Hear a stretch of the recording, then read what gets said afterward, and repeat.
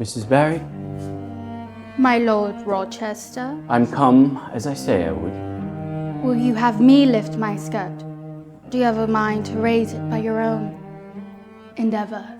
I'm come to train you in your acting.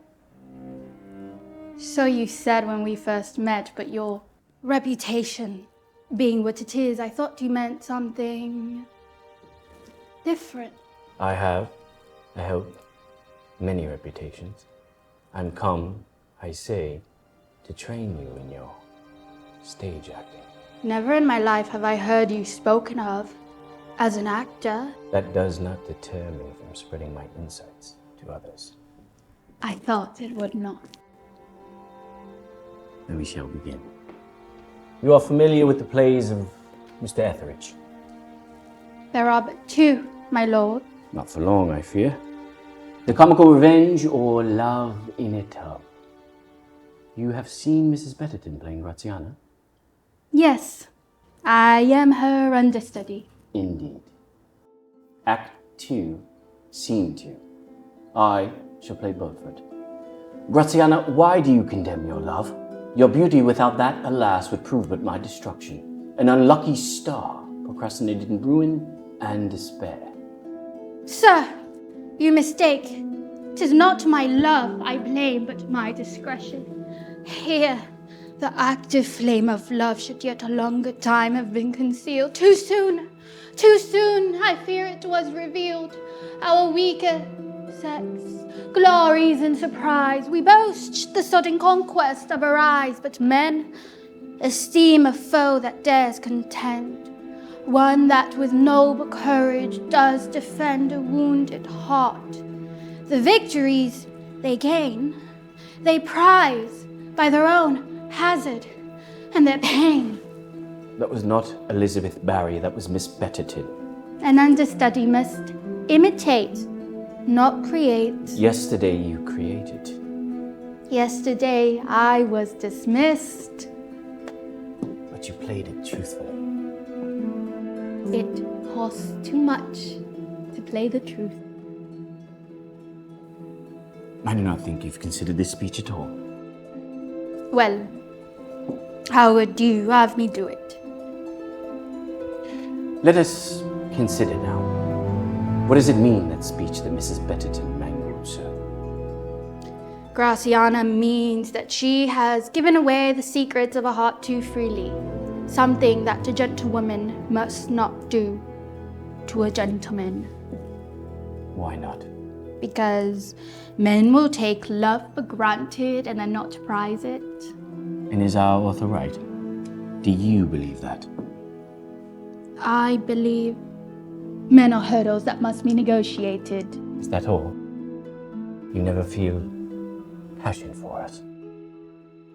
I have counterfeited passion in gentlemen's beds, if that is your meaning. Counterfeiting will not serve you on the stage. Yesterday, I was jeered and taunted by 400 ruffians. I know that will not serve me.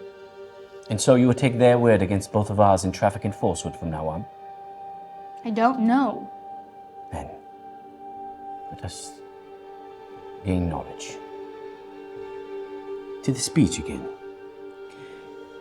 You played it sweetly. Graziana is not innocent, or she would not have such insights. If you had ever loved a man, you would say that speech with regret because you would fear the loss of him.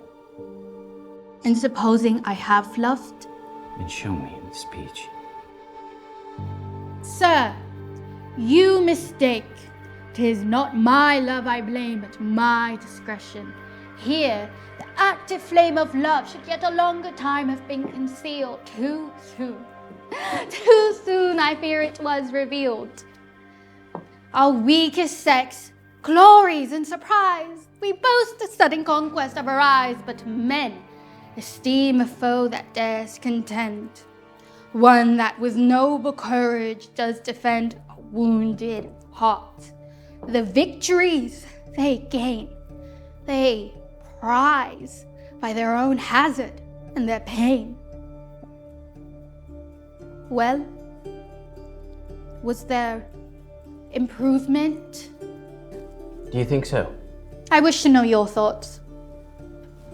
It was better. But now you're too angry. Of course I'm fucking angry. You walk into this theatre with your 30-shilling boots, telling me how to search about my work. I warn you, sir. I have a temper. And I have been known to strike out with the first object at hand, if that be a property blade. Some have sharper edges than is needful. So have a care.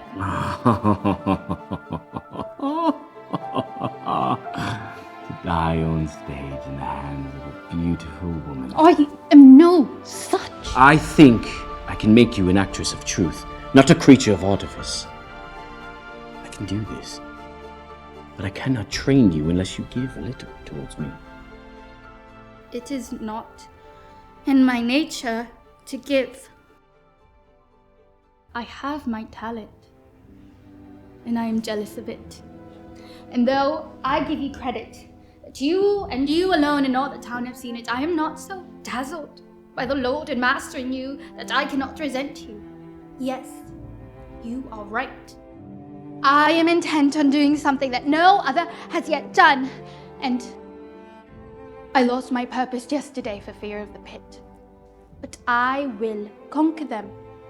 And it will not be said when I have my fame and my 2 a week that Lord Rochester took to me and touched me with the shining wing of his genius and turned me into a little corner of his greatness. No, I will be valued for me, for what I knew I could do upon the stage, and for what I, Lizzie Barry, how I took the heat of my own soul and molded it and turned it into a wondrous thing and so triumphed.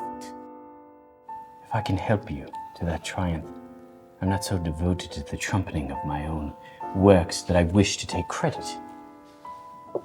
So you say now. But in the alehouse, when the play is done and the talk is of my Cleopatra, will you not glide towards your cronies and say, I taught her that piece of business, or she could not be heard in the gallery until I taught her a trick or two? Madame, I offer you my services. If you see no advantage in them, they can easily be withdrawn. You could have my slit for £1 a night, sir. I would not mind that. But I think you would not have it so. What I think you want is power over me, which I do brittle at, for it is only I who can do what you say I can do. And if you wish to play a part in this, I would sooner know why. Ask yourself what you want from the theatre. I want passionate love of my audience. I want for when I make a sweep of my arm to carry their hearts away, and for when I die, for them to sigh for never seeing me again. Till the next afternoon. There's your answer. I want to be one of that multitude. I wish to be moved. I cannot feel in life. I must have others do it for me here in the theatre. You are spoken of as a man with a stomach for life. I am a cynic of our golden age.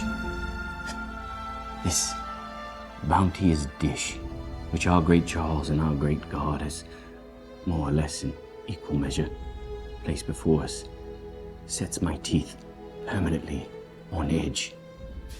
Life has no purpose. It is everywhere undone by arbitrariness. I do this, and it matters not a jot if I do the opposite. But in a playhouse, every action, good or bad, has its consequence. Drop a handkerchief, and it will return to smother you. The theatre is my drug, and my illness is so far advanced that my psyche must be of the highest quality. No, My lord. Then, under those conditions, I will endeavor to do what you want.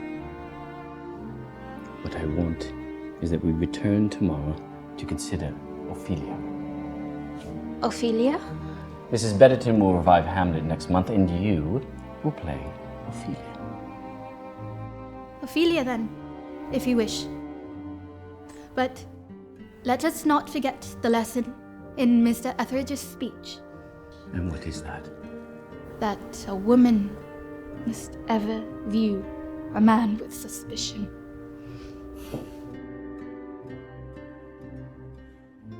I shall be happy to return with that address written on the inside of my skull.